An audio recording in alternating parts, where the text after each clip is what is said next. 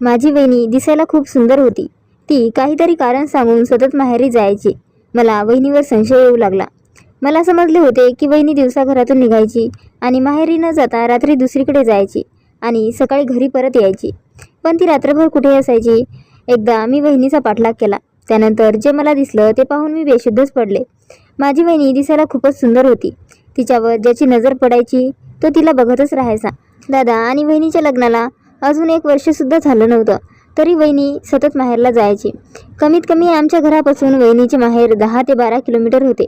मला वहिनीचं सारखं सारखं माहेरी जाणं जरा खटकायचं. मी एकदा वहिनीची मस्करी करत म्हणाले, वहिनी, तुम्ही 15-20 दिवसाला काही ना काही कारण सांगून नेहमी माहेरी जाता. तुमचं लग्न अगोदर काही लफडं तर नव्हतं ना? मी असे मजेत म्हणाले. त्यावर वहिनी हसू लागली. वहिनी मला म्हणाली, माहेरी माझी आई आजारी असते. तिची देखभाल करायला तिथे कोणीच नाही. माझी भावंडे शहरात त्यांच्या बायकांना घेऊन राहतात, त्यामुळे तिच्याकडे लक्ष द्यायला कोणीच नसते आणि म्हणूनच मला सारखे माहेरी जावे लागते. जेव्हा तुझे लग्न होईल तेव्हाच तुझ्या लक्षात या सर्व गोष्टी येतील, समजलं? मला माझ्या वहिनीचं बोलणं खरं वाटलं. मी माझ्या वहिनीची उगाच अशी चेष्टा केली म्हणून मला वाईट वाटत होतं. म्हणजे इतके चांगले असणाऱ्या वहिनीचे मी मन दुखावले होते. संध्याकाळ होताच मी माझ्या वहिनीच्या रूममध्ये गेले आणि तिची माफी मागितली. दुसऱ्या दिवशी माझी परीक्षा होती. सकाळी मी लवकर तयार होऊन एक्झाम सेंटर गाठलं. वहिनीच्या गावात माझी एक मैत्रीण रूपा राहत होती. एक्झाम सेंटरवर तिची आणि माझी भेट झाली.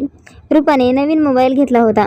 मी रूपाकडून तिचा नंबर घेतला आणि तिला म्हणाले, जेव्हा पुढच्या वेळेस माझी वहिनी माहेरी जाईल तेव्हा मी तुला फोन करेल.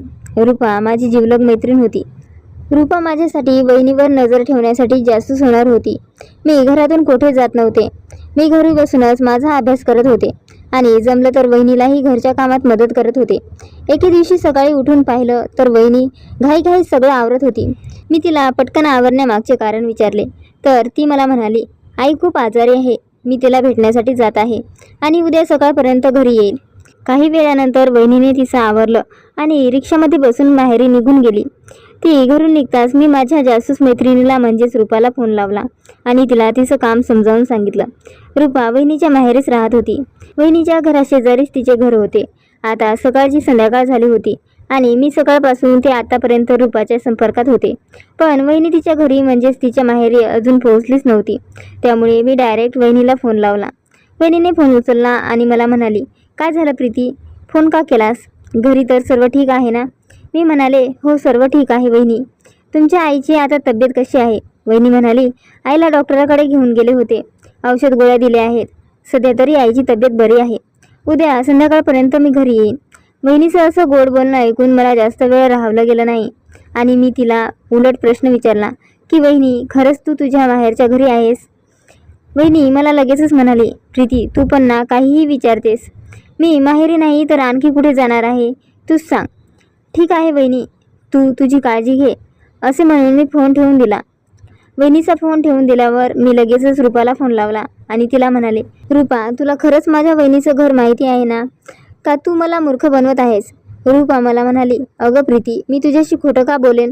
तुझी वहिनी पल्लवी यांचे घर तर आमच्या घराच्या शेजारीच आहे. मी लहानपणापासूनच तुझ्या वहिनीला ओळखते. तुझ्या वहिनीचे वडील एक प्रतिष्ठित जज होते. पूर्ण गावाला त्यांचं घर माहीत आहे. रूपाचा फोन ठेवल्यानंतर मी अजूनच अस्वस्थ झाले. मला काही सुचत नव्हतं. माझ्या डोक्यात विचार आला की आताच्या आता दादाला फोन लावावा आणि त्याला वहिनीच्या माहेरी पाठवून द्यावे, म्हणजे दूध का दूध और पाणी का पाणी तिथेच होईल. पण माझ्या डोक्यात विचार चमकून गेला की जर रूपा जे काही सांगत आहे ते जर खोटे निघाले तर मी कधीच वहिनीला तोंड दाखवायच्या लायकीची राहणार नाही. दादा रात्री 10 वाजता कामावरून घरी आला तेव्हा वहिनी घरी असायची. तेव्हा रात्रीचे जेवण वहिनी दादाला वाढायची. वहिनी घरी नसल्याने मला आज स्वयंपाक करावा लागला आणि सगळ्यांना जेवायलाही वाढावे लागले. दादाने येतच मला विचारलं, प्रीती आईबाबांनी जेवण केलं का? तुझी वहिनी असती तर तिने आतापर्यंत त्यांना जेवायला वाढलं असतं आणि ते जेवण करून त्यांच्या रूममध्ये झोपलेले असते. पल्लवी सगळ्यांची खूप काळजी घेते. मी म्हटलं, आईबाबांनी अजून जेवण केलं नाही. ते दोघे म्हणाले की तुझा दादा आल्यानंतर आपण सर्वजण सोबत जेवण करू. तू फ्रेश होऊन ये, मी आपल्या सगळ्यांना जेवण वाढून घेते. दादा फ्रेश होऊन आईबाबांजवळ जेवायला येऊन बसला. मी जेवायला त्यांना वाढत होते. जेवण करताना मी दादाला म्हटलं, दादा वहिनी खूप छान भाकरी बनवते, पण मला तिच्यासारख्या भाकरी जमत नाहीत. माझ्या हाताने भाकरी नेहमी करपते. त्यावर सगळे हसले. मग मी म्हणाले, वहिनीसोबत तुझं बोलणं झालं का दादा? त्यावर दादा म्हणाला, हो, आत्ताच काही वेळापूर्वी आमचं बोलणं झालं आहे. सासूबाई आजारी आहेत आणि आताच तिने त्यांना औषधी दिली आहे. उद्या संध्याकाळपर्यंत ती परत घरी येईल. मी दादाला म्हटलं, दादा ही किती वाईट गोष्ट आहे की बहिणीचे 5-5 भाऊ असताना त्यांनी त्यांच्या आईला गावी एकटीला अशा अवस्थेत सोडून ते मात्र शहरात राहत आहेत. आपल्या म्हाताऱ्या आईची काळजी घेणं, त्यांची सेवा करणं त्याचं काही कर्तव्य आहे की नाही? किती दिवस वहिनीच एकटी त्यांची काळजी घेऊ शकणार आहे? दादा म्हणाला, प्रीती तू कधीपासून इतकी समजूतदार झालीस? खरं तर या गोष्टी मी तुझ्या बहिणीसोबत अगोदरच बोललो आहे. ती मला म्हणाली की तिच्या आईला शहरात जाऊन राहायचं नाही, ती एकटीच गावी राहते कारण त्यांचा गावातच जीव रमतो. त्यांची गावात शेवटचे क्षण घालवण्याची इच्छा आहे. मग यापुढे कोण काय बोलणार? त्यांची 5ही मुलं त्यांना शहरात घेऊन जायला तयार आहेत, पण त्याच जात नाहीत, त्याला कोण काय करणार? माझ्या सासूकडे खूप सारे पैसे आहेत. गेल्या महिन्यात मला कामधंद्यासाठी पैशाची गरज होती. मी खूप अडचणीत होतो. मी सासूबाईसमोर फक्त शब्द टाकला आणि त्यांनी मला लगेच 5 लाख रुपये दिले. पण हो, काम होताच मी पैसे परत देखील केले. माझे सासरे जज होते आणि माझी सासू पण मोठ्या पदावरून रिटायर झालेली स्त्री आहे. खूप सारी पेन्शन मिळते त्यांना. त्यांच्या सर्व सुना मुलं खूप खुश आहेत. त्यांचे 3 मुलं सरकारी नोकरीत आहेत आणि 2 मुलांचा मोठा बिझनेस आहे. मोठ्या मुलाने तर खूप मोठा बंगला बांधला आहे, पण त्या तिथे जात नाहीत. म्हणतात की मोठ्या घरात मला गुदमरल्यासारखं होतं. मला कळून चुकलं होतं की वहिनी सारखं सारखं माहेरी जाते. याचा दादाला राग काय येत नाही, कारण जेव्हा पण दादाला पैशाची गरज असते तो त्याच्या सासूकडून पैसे मागतो आणि मागताच त्याला पैसे मिळतात. सासू आणि जावाई यांच्यामध्ये असा व्यवहार होत होता. त्यामुळे वहिनी मनात येईल तेव्हा माहेरी जात होती आणि दादाला या गोष्टीचा काहीच फरक पडत नव्हता किंवा त्रास होत नव्हता. दादा आणि वहिनी एकाच कॉलेजमध्ये होते. कॉलेजमध्ये असतानाच दोघात प्रेम झाले होते. घरच्यांनी पण मुलांच्या सुखात अडकाणी नको म्हणून दोन्हीकडून होकार दर्शवला आणि दोघांचं लग्न लावून दिलं. नाहीतर वहिनीच्या श्रीमंत घराण्यापुढं आमचं घराणं काहीच नव्हतं. पण हे कसलं प्रेम! लग्नाला 1 वर्षही झालं नव्हतं की दोघांचं मन भरलं सुद्धा.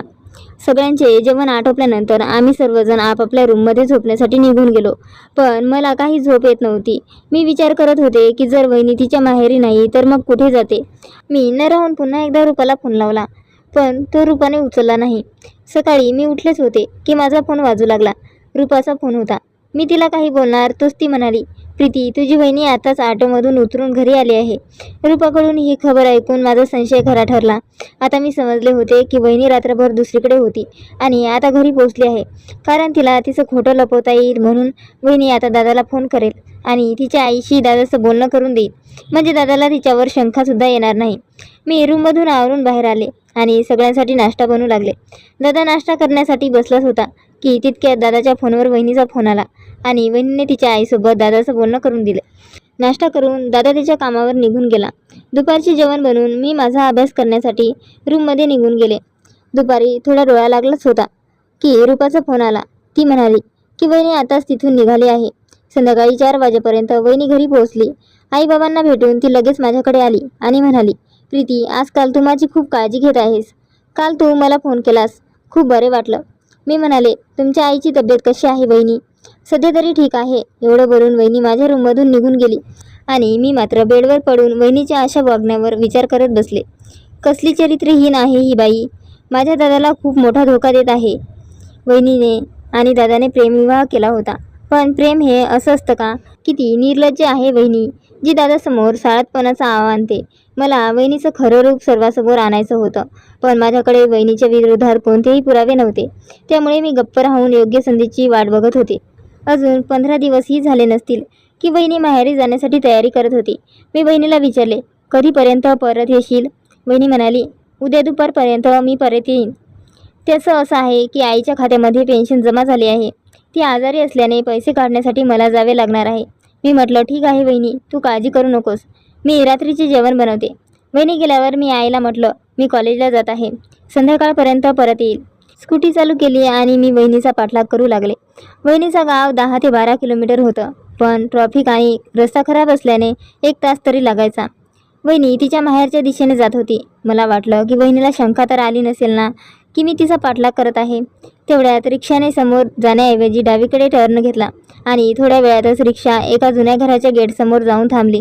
रिक्षावाल्याला भाडं देऊन वहिनी त्या घरात गेली. वहिनी आत गेल्यावर मी गेटवर गेले आणि गेटवर लावलेली पाटी वाचली, तर त्यावर सदाशिव माने असे लिहिले होते. मी हेल्मेट घातल्यामुळे मला तिथे कोण ओळखू शकले नाही. पुढच्या 1 तासात मी परत आमच्या घरी पोहोचले. रात्रीचे जेवण आटोपल्यानंतर मी दादाला विचारले, दादा, वहिनीसोबत तुझं बोलणं झालं आहे का? दादा म्हणाला, हो, रात्री बोलणं झालं होतं. जेवण झाल्यानंतर पुन्हा एकदा फोन लावेल. का तुला तुझ्या वहिनीची खूपच काळजी वाटत आहे ग? मी काही बोलणारच की आई म्हणाली, अरे बाळा, तू तर दिवसभर घरी नसतोस, पण या दोघी नणंद भावजय अगदी बहिणीसारख्या राहतात. दोघींमध्ये खूप प्रेम आहे आणि ते प्रेम बंधन मला खूप बरं वाटतं. अरे हो, बरं झालं लक्षात आलं. तुझी बायको मला म्हणत होती की प्रीतीसाठी एक स्थळ आहे. तुला पण तिने सांगितलं असेल ना? दादा म्हणाला, हो, पल्लवी मला म्हणत होती. मोठ्या भावाचा मेहुणा आताच इंजिनियर झाला आहे आणि तो मुंबईला एका मोठ्या कंपनीत पण कामाला आहे. त्याच्यासोबत प्रीतीचं लग्न करावं असं म्हणत होती. मी जेवण करून माझ्या रूममध्ये आले आणि बेडवर पडून विचार करू लागले की ह्या वहिनीने आणलेल्या स्थळाला मी कधीच होकार देणार नाही. वहिनी एक चरित्रहीन स्त्री आहे. ती तिच्या नातेवाईकांमध्ये माझं लग्न करून ती तिचं कुकर्म लपवण्याचा प्रयत्न करत आहे. बहुतेक तो तिच्या भावाचा मेहुणा म्हणजे गणेश तर नसेल, ज्याच्यासोबत वहिनीचे लफडे चालू आहे. सगळा विचार करून मी मनात वहिनीला खूप बरं वाईट बोलत होते आणि मला दादाची खूप दया येत होती. कारण माझा दादा अशा स्त्रीवर डोळे बंद करून विश्वास ठेवत होता, जी एक विषारी नागिन होती. सकाळ होताच रूपाचा फोन आला आणि ती सांगू लागली की वहिनी आताच रिक्षामधून उतरून घरात गेली आहे. नंतर नेहमीसारखा दादाच्या फोनवर वहिनीचा फोन आला आणि तिने त्याच्या आईचे बोलणे दादासोबत करून दिलं आणि तिने सांगितलं की ती दुपारपर्यंत घरी येईल. आता या गोष्टीला आठवडा झाला असेल. मी माझ्या वहिनीसोबत पहिल्यासारखं मिळून मिसळून राहत होते, कारण तिला माझ्यावर संशय येऊ नये की मला तिचं सारं सत्य समजलं आहे. एके दिवशी मी काहीतरी कारण सांगून मी घरातून बाहेर पडले आणि गेल्या वेळेस वहिनी ज्या घरी गेली होती त्या घराच्या बाजूला असलेल्या किराणा दुकानावर जाऊन मी त्या दुकानदाराशी बोलू लागले. मी डोक्यावर हेल्मेट घातले होते. मी त्यांना विचारलं, काका, या घरात गणेश नावाचा कोणी मुलगा राहतो का? तेव्हा ते म्हणाले, नाही, इथे कोणीच गणेश नावाचा मुलगा राहत नाही. मी अजून काही जास्त प्रश्न न करता तिथून निघाले आणि घरी आले.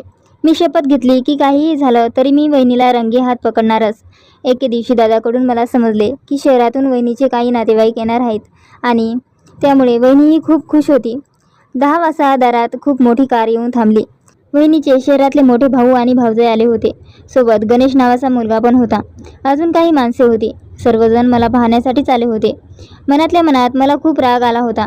वाटलं की दादाला वहिनीविषयी सगळं सांगून टाकावं, पण मनात काहीतरी विचार आला. सगळ्यांशी चांगलं वागण्याचा प्रयत्न करू लागले. लग्न तर करायचंच नव्हतं, पण मी विचार केला की गणेशची परीक्षा घेऊ. मला पाहायचं होतं की तो खरंच मला पाहण्यासाठी इथे आला आहे का वहिनीसोबत असलेले अनैतिक संबंध ज्याला नात्याचा मुलामा देण्यासाठी आला आहे. मी गणेशच्या समोर बसले. तो एकटक माझ्याकडे पाहत होता, पण माझा नाईलाज होता. जर तो एकटा असता तर त्याचे डोळे हातात काढून दिले असते. वहिनी खूप खुश होऊन पाहुण्यांना पाहुणचार करत होती. गणेशला पाहून मला त्याचा खूप राग येत होता. जर तो माझ्या वहिनीचा यार नसता तर तो वाईट मुलगा नव्हता. सुंदर सुशिक्षित मुलं आजकाल कुठे मिळतात. माझ्या घरच्यांना हे स्थळ खूप आवडलं. सर्वजण लग्नाचे बोलू लागले, पण दादा म्हणाला की प्रीतीचे ग्रॅज्युएशन पूर्ण झाल्यावरच लग्नाची तारीख काढूयात. माझं ग्रॅज्युएशन पूर्ण होण्यासाठी अजून 1 वर्षाचा अवधी होता. मला जरा हायसं वाटलं. वहिनीचं लफडं जगासमोर आणण्यासाठी इतका वेळ पुरेसा होता. गणेशच्या घरचे पण यामुळे आनंदी होते. गणेश आता मला नेहमी फोन करत असे आणि मी नाईलाजाने त्याच्यासोबत बोलत असे. मी त्याच्यासोबत बोलायचे कारण मला माहिती करून घ्यायचं होतं की त्याच्या मनात नेमकं काय आहे. कधी कधी गणेश मला बाहेर भेटण्यासाठी बोलवायचा. मला त्याच्या या गोष्टीचा खूप राग यायचा, पण राग व्यक्त न करता मी टाळायचे. मला काहीही करून वहिनी आणि गणेशला रंगेहात पकडायचं होतं. 2 दिवसापासून सतत पाऊस पडत होता आणि वहिनी कदाचित गणेशला भेटण्यासाठी आसुसलेली असावी, म्हणूनच ती अशा मुसळधार पावसात जाण्याचे ठरवत होती. ती निघायची तयारी करत होती. खूप वाट पाहून सुद्धा रिक्षा भेटली नाही. तेव्हा मीच म्हणाले, वहिनी, प्लीज आज जाऊ नका. पावसामुळे कोणताच ऑटोवाला तयार होत नाही. पाऊस कमी झाल्यावर तुम्ही उद्या जा. पण वहिनी म्हणाली, काही करून मला आजच निघावे लागेल. खूप वेळाने पाऊस शांत झाल्यावर त्यांना रिक्षा भेटली आणि वहिनी घरातून निघताच बहाणा करून मीही त्यांच्या पाठीमागे निघाले. वहिनीला रंगेहात पकडण्यासाठी एक तरी साक्षीदार असावा, म्हणून मी रूपाला सर्व काही सांगितलं आणि तिलाही बोलावून घेतलं. म्हणजे मी एकटी पडणार नाही. आता मी आणि रूपा दोघी मिळून वहिनीचा पाठलाग करत होतो. थोड्या वेळानंतर वहिनी ज्या रिक्षात होती ती रिक्षा त्या जुन्या गेट समोर थांबली. वहिनी गेटमधून त्या घरात गेली. वहिनी आज जाताच आम्ही दोघी घरात जाणार तोच मेन गेट बंद झालं होतं. मी रूपाला गेटवरच थांबायला लावलं आणि दादाला फोनवरून मेसेज केला की दादा, तू होईल तितके लवकर मी सेंड केलेल्या लोकेशनवर ये. तुझ्यासाठी मोठं सरप्राईज आहे. मला भीती वाटत होती की गणेश माझ्यावर हल्ला तर करणार नाही ना. वहिनीला तर मी बघून घेईल, पण गणेशसोबत 2 हात नाही करू शकत. त्यामुळे मी रुपाला म्हटलं की मी आतमध्ये जात आहे आणि तू बाहेरच थांब. मी आवाज देताच तू जोराने ओरड, म्हणजे तुझ्या आवाजाने गणितले लोक जमा होतील. मी त्या घरात गेले. घर पाहून असे वाटत होते की ते एखाद्या सिनेमामधला भूत बंगला आहे. घरात जाताच मला बऱ्यापैकी चांगल्या स्थितीत असलेली एक रूम दिसली आणि मी गुपचूप त्या रूममध्ये जाणार तोच वहिनी बाहेर येताना दिसली. त्यामुळे मी घाबरलेली आणि माझा पाय लागून झाडाची कुंडी खाली पडली. वहिनीने मला पाहिलं. मला तिथे पाहून वहिनीला धक्काच बसला. ती जोरात म्हणाली, प्रीती तू इथे? मी पण माझ्या रागावर नियंत्रण ठेवू शकले नाही आणि मी म्हणाले, मी एकटीच नाही, गेटवर माझी मैत्रीण पण आहे आणि दादा पण येतच आहे. मी त्याला लोकेशन सेंड केलं आहे. आता तुझा पापाचा घडा भरला आहे. वहिनी, त्या नालायकाला बाहेर काढ, जो माझा नवरा होण्याची स्वप्न पाहतोय. तुम्ही दोघांनी प्लॅन तर खूप चांगला केला होता, पण मला तुझा प्लॅन खूप आधीच समजला होता. वहिनीच्या चेहऱ्यावरचा रंग पूर्णपणे उडाला होता. ती म्हणाली, प्रीती अगं तुला काहीतरी गैरसमज झाला आहे. आतमध्ये गणेश नाही तर माझी आई आहे. वाटलं तर तू स्वतः बघ. वहिनी तू खोटं बोलू नकोस. तुझी आई तर गावी राहते. पुढे वहिनी काही बोलणार तोच रूपा आली. रूपाला पाहून वहिनीला आणखी एकदा धक्का बसला. वहिनी म्हणाली, तुम्ही दोघीसुद्धा आत या, मी तुम्हाला सगळं काही सांगते. आम्ही दोघी भीत आतमध्ये गेलो. आत जाऊन पाहिलं तर आतमध्ये बेडवर एक म्हातारी होती. बेडवर ती शांतपणे झोपली होती. म्हातारीला पाहून माझा राग शांत झाला. मी काही बोलणार तेवढ्यातच वहिनी म्हणाली, या आईने मला जन्म दिला आणि गावी राहणाऱ्या आईने मला लहानाचं मोठं केलं. आम्ही 6 जणी बहिणी आहोत. माझे वडील सदाशिव माने जज साहेबांच्या घरी ड्रायव्हरची नोकरी करत होते. जज साहेबांना एकापाठोपाठ 5 मुले झाली आणि त्याच वेळेस माझ्या वडिलांना 5 मुली झाल्या. माझी आई 6व्यांदा गर्भवती राहिली आणि जज साहेबांनी माझ्या वडिलांना म्हटलं की तुला जर परत मुलगी झाली तर ती मला दत्तक दे. आणि मी झाल्यावर मला वडिलांनी जज साहेबांना दत्तक दिले. वर्षभरापूर्वी जेव्हा माझं लग्न तुझ्या दादासोबत झालं तेव्हा मला माझ्या अगोदरच्या जीवनाविषयी काहीच माहीत नव्हतं. पण 6 महिन्यापूर्वी मला जन्म देणाऱ्या माझ्या वडिलांचे निधन झाले. तेव्हा माझ्या आईने मला सगळं सांगितलं की ती माझी खरी आई नाही. गावी राहणारी माझी आई इतकी महान स्त्री आहे की ती आतापर्यंत मला जन्म दिलेल्या आईचा पूर्ण खर्च करत आहे. एक परमनंट घरकामवाली बाई माझ्या आईची मुलीसारखी काळजी घेते. 10-15 दिवसानंतर जेव्हा ती कामवाली तिच्या घरी जाते तेव्हा मला आईची काळजी घेण्यासाठी यावे लागते. खूप वेळा विचार केला की तुझ्या दादाला सगळं खरं सांगून टाकावं, पण माझी हिंमत झाली नाही. दादा पण तिथे पोचला होता. दादाला सर्व माहिती झालं होतं. वहिनीने मला माफही केलं आणि दादाला कळूही दिलं नाही की मी वहिनीचा पाठलाग करत येथे आले आहे. मी वहिनीच्या घरी बसले होते की मला गणेशचा फोन आला आणि मी बाहेर आले. मी म्हटलं, हॅलो गणेश, कुठे आहेस? गणेश म्हणाला, मी इथेच आहे. मी तर तुला नेहमी भेटण्यासाठी बोलवतो, पण तुझ्याकडे तर माझ्यासाठी वेळच नाही. मी म्हटलं, ॲड्रेस आणि लोकेशन सेंड कर, मी लगेच तुला भेटायला निघते. रूपा वहिनीजवळ थांबली आणि मी गणेशला भेटायला गेले. या कथेतून आपल्याला ही शिकवण भेटते की संशय हा माणसाचा खूप मोठा शत्रू आहे. अशा संशयामुळे माणसाचं घर बर्बाद होतं. कित्येकांचे संसार उद्ध्वस्त होतात. डोक्यात संशयाचे भूत ठेवून निर्णय घेण्या अगोदर 10 वेळा विचार करा. तर मित्रांनो, कशी वाटली आजची कथा? आवडली असेल तर प्लीज लाईक आणि शेअर करा. अशाच नवनवीन कथा ऐकण्यासाठी आमच्या चॅनलला सबस्क्राईब करा. व्हिडिओ पूर्ण बघितल्याबद्दल धन्यवाद.